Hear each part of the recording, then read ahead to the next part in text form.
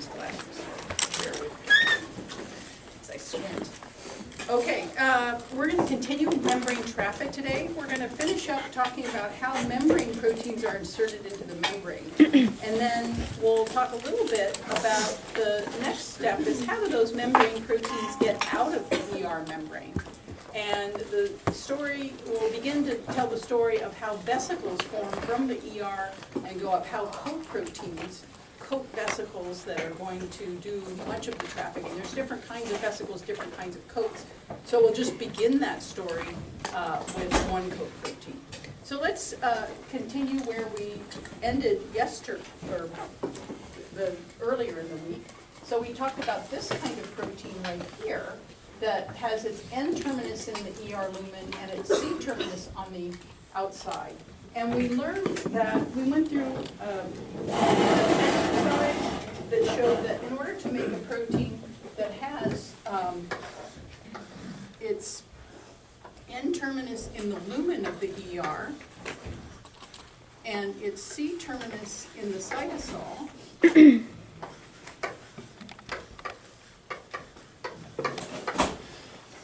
the signals on the gene that encode the protein would encode first an ER signal sequence, which I'm going to abbreviate ERSS.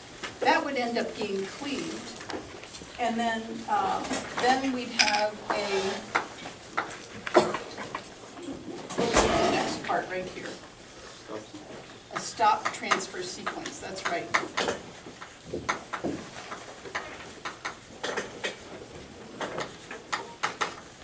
Which would end up being the transmembrane domain, and as the protein was being synthesized, would stop the transfer so that the C-terminus was actually, would be this portion, would end up in the cytosol. So from N to C, from N-terminus to C-terminus, the signals would be an ERSS, then the coding part that actually ends up in the lumen of the ER. This part, of course, is cleaved by signal peptidase.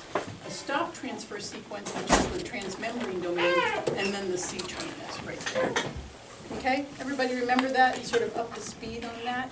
And hopefully you had time to review that. Let's look then at a protein that is the opposite orientation, that goes with its C-terminus in the, this is the cytosol, and this is the lumen of the ER. We can also make a protein that has its C-terminus in the lumen of the ER, one transfer signal, and then its N-terminus out here. So the way that that protein is done, and this is the slide from last time that recapitulates what I just said, about the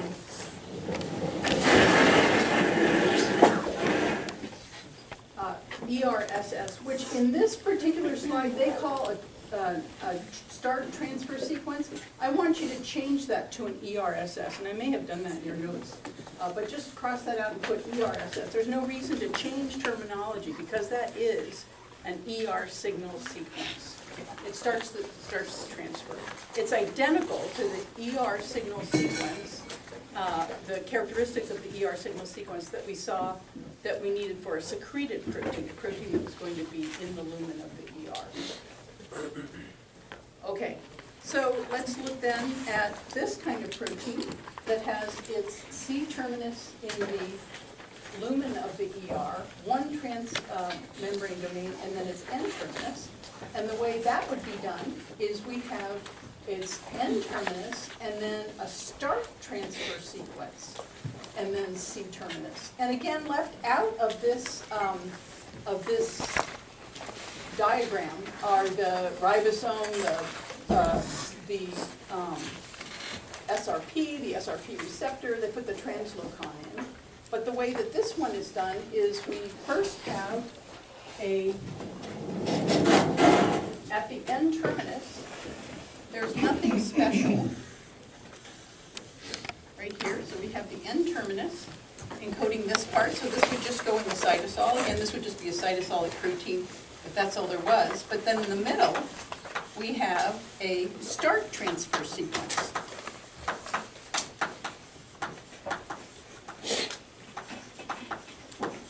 So this binds SRP. Everything stops, because once SRP binds, translation stops. It encounters the SRP receptor.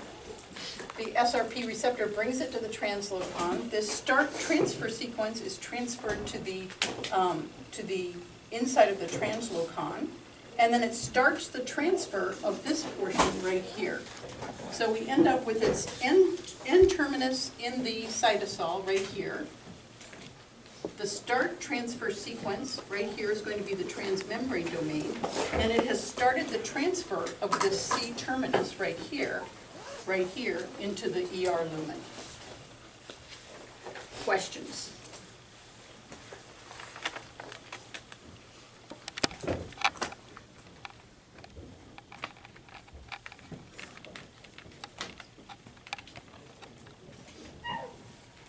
Okay, everybody have that clear, because I'm about to confuse you.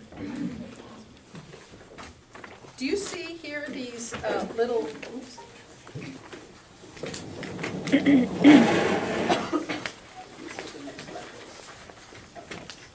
next slide is a movie that we've seen before. So here we have the start transfer sequence right here, and then right here we have these pluses and minuses right here, and that's the part that's going to be confusing right here.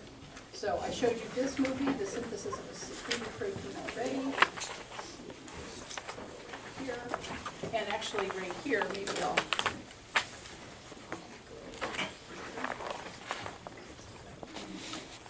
we've seen this part right here to make a secreted protein. So that is of course just an ERSS surrounded by and then the rest of it is the folded protein. So that's the information to make. If we were to draw that right here, that would be a protein that's going to be completely folded in the middle. So that's lumen, ER, cytosol. That's going to be the protein that begins with the ER signal sequence. And then this portion would be right here. There are chaperones right there holding the whole protein right here, acting at the lumen as we speak. Okay, and then I just showed you the C terminus, which I think is the rest of this movie. So let's look at that.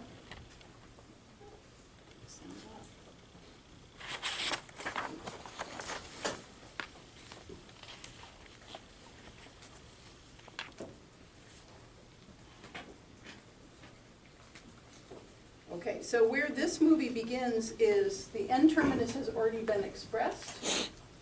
The start transfer sequence emerges that binds to SRP, that takes it to the SRP receptor. The translocon opens once it encounters these two. The start transfer sequence emerges and binds to an internal site on the translocon. Once SRP is taken off, translation continues, and there are HSP70 type chaperones right here, as well as other chaperones that are folding the C terminus right here. This one doesn't look like it got a lot of folding. In some way that is mysterious to me still, the transmembrane domain wiggles out, and we end up with a protein with its N terminus in the cytosol and its C terminus in the lumen. Okay, so now I'm going to confuse you. It turns out that this start transfer sequence right here that's going to bind SRP can go in one of two orientations into the translocon. And the way that it is, or if and only if, the N terminus is relatively short. So the thing that I want you just to memorize is that positive charges go to the cytosol. So make that a mantra for yourself. Positive charges go to the cytosol. And what we mean by that is that if and only if the N terminus is short,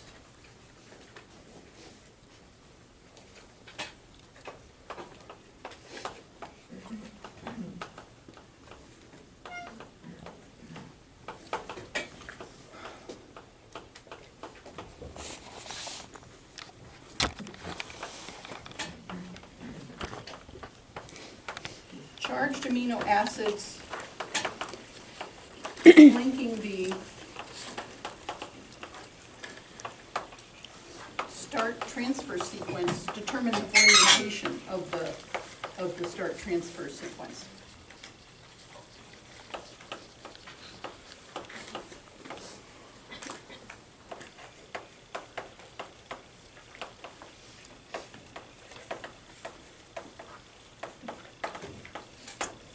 And our mantra is positive charges face the cytosol. So let's see how that works. In this particular example, the example we've gone through right here, let's assume this N-terminus is short. People always ask, what does short mean? So for the purposes of this course, we're going to say about 50 amino acids. 50 amino acids. And that's arbitrary. I made that number up because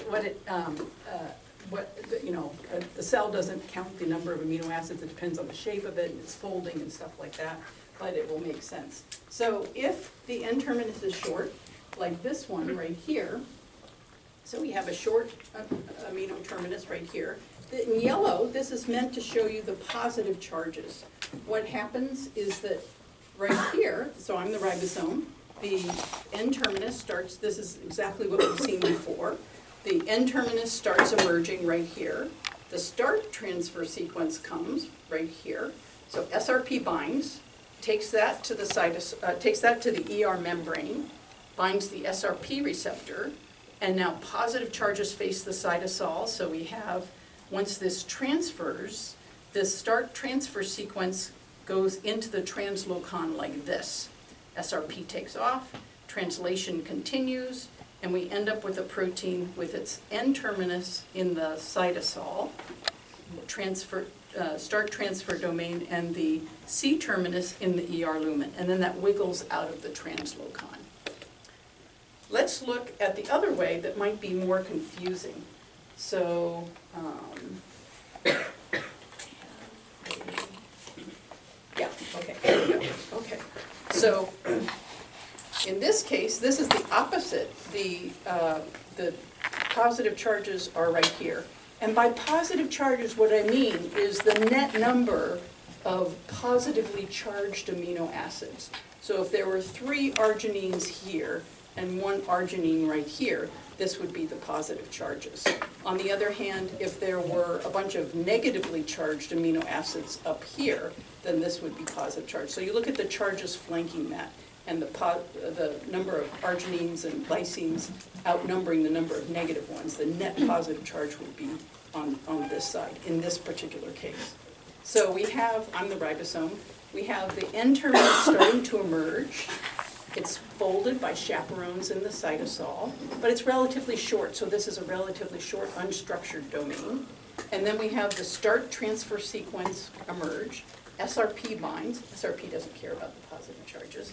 Brings it to the ER lumen, binds the SRP receptor, transfers to the translocon, and now this relatively short part right here, the positive charges face the cytosol as this binds right here. So now we have flipped the N-terminus into the lumen of the ER, and then translation continues right here, and we end up with the C-terminus out here in the cytosol and the N-terminus in the middle, and this wiggles out like this. So I've actually shown you another way to make a protein right here that has its N-terminus in the cytosol and its C-terminus in the lumen. So